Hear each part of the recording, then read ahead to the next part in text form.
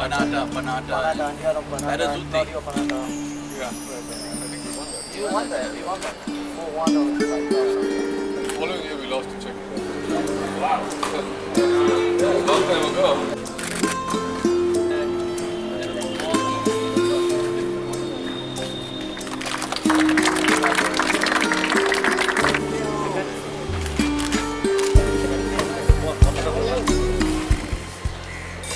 That's why you should find people who can run all day, like the Spanish.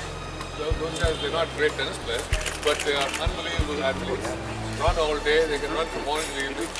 Practice really hard, but the feet are the number one priority. Would it be easier if you went a little bit more this way, or you want to start like this? This is how you do it, right?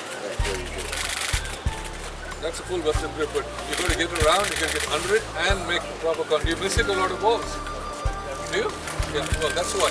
Because when you have such a close grip, you know, your timing has to be perfect. How short or how deep the ball that he gives you. If he gives you a ball anywhere within 5 feet of the service line, you can go for it.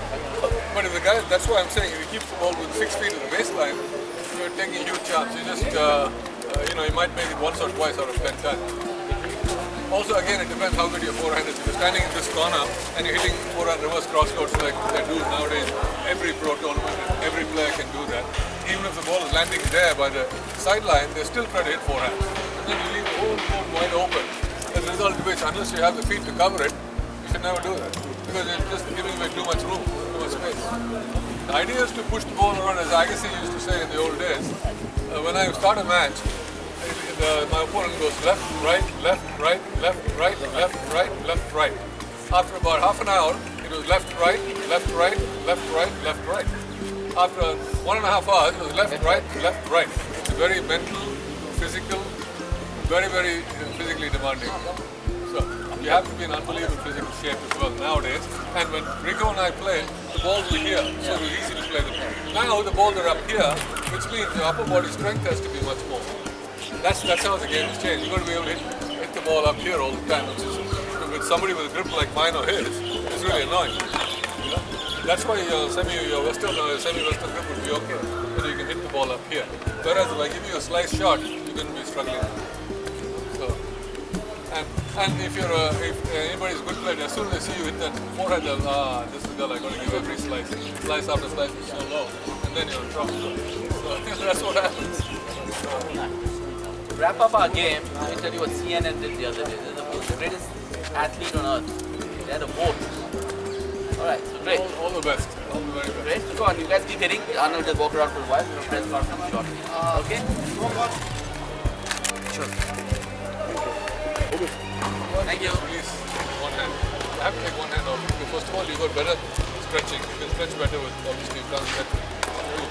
And secondly, when you volley, it has to be one hand volley. Nobody does this. I mean, maybe you can dry volley with two hands. You go attack the ball and then you don't wait for it to come to you. Hit the volley a little more. Don't just block it. Hit a little harder. Volley. In front of your left foot. Or if you're going to serve and volley, a little bit more. That's a good toss. Okay? So when you go home, you don't need to even practice your serve. All you got to do is practice your toss. You go there and you can't go like this because the ball will go here. You just got to make sure you put it up the right in front of your left. And then everything will fall into place. You've got to obviously toss high enough and you've got to hit out on the ball. Yeah. Maybe a little. Not, you don't have to make it huge. The serve you have to coordinate. This one here. No, the problem with the slice is it's coming more slowly. So you've got to generate your own pace. It's a little bit more difficult. You've got to get under the ball. The slice is usually low. You've got to get under and your racket head has to go through the ball more quickly. But when the ball's coming hard at you, you just got to go like this and block it back. When the ball is coming softly, you've got to go and generate more pace. So you've got to have the racket head move through the ball. You know what you're going to do? You know what I mean by that? The racket head has to move through the ball. A little bit more of follow through. Yeah. See, that's a good serve. That's a good toss and a good serve. Yeah. More follow through on the softer ball. Hard ball, you just block it back. When the ball is there, you've got to got to space it well so that you have there's enough space between you and the ball. Otherwise, you're getting stuck like this. Then you've got to really move your feet to get yourself positioned. That's the main thing. Okay? My granddaughter was born in Mylapore. I did like the Mylapore club last month. Yeah. With Krishna and all that. They're good. Harding of days.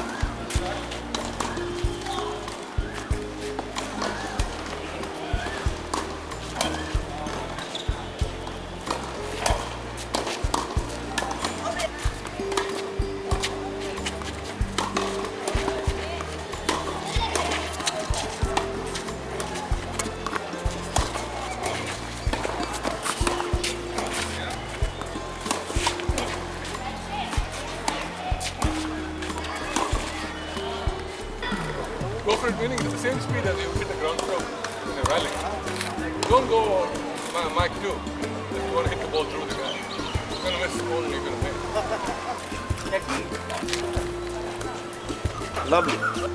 Lovely. One more.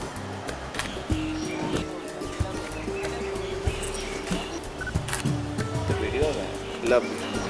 I'll first have to thank my dear friend Anand Amritraj, who on my invitation has very kindly agreed to come to Calcutta. And as you all are aware that he is a legend amongst us all, having not only played tennis at the highest level, but also a wonderful tennis coach, a great Davis Cup captain, and above all else, a great human being.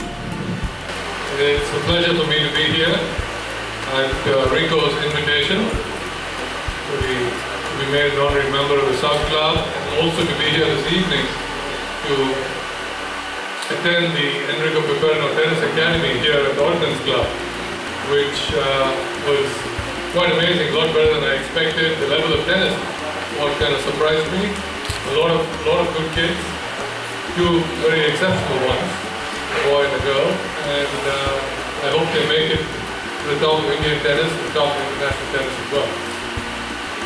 Having said that, I was telling Rico today that it's been 30 years, almost to the month, that I was last here in Calcutta, which is amazing to me because when I left here in '86, I didn't think that it would be so long before I came back. And time has just flown, and I'm really happy to be back here, visiting with my old friend Rico, as well as the friends of the club. Thank you so much for having me. And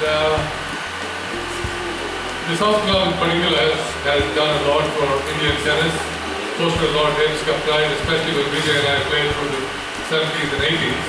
And I won my first national doubles title there in 72 and my first national singles title in 74. So it does hold great memories for me, and beating Australia in the Davis Cup in 74 was another huge moment in my life. So a lot of it has come here in this great city of yours, and this wonderful club. Of course, we practice here at the Ordnance Club, Saturday Club, played all over Cal as juniors and as aspiring pros. So it's just very exciting and nostalgic for me to be back. It's unfortunately too short a visit, but I'm just happy to be here and talk to all of you and answer any questions that you might have of me.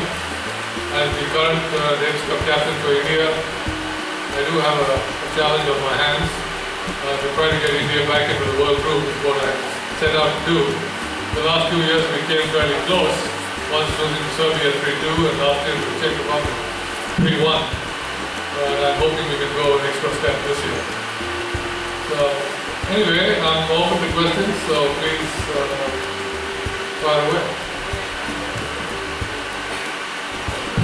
Before you answer the questions, I'd like to just ask Colonel Anand Amritraj to say a few words on behalf of the Ordnance Club. He's hosting the evening today, and after that we'll throw it open for everyone. Tennis in the US, tennis even in Britain now, to a a large extent. You can play on public courts. There's such a thing as park courts, public courts. Here in India, honestly, I don't think there's that many.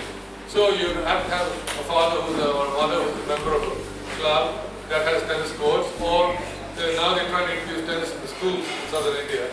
So, and I'm sure they do it here.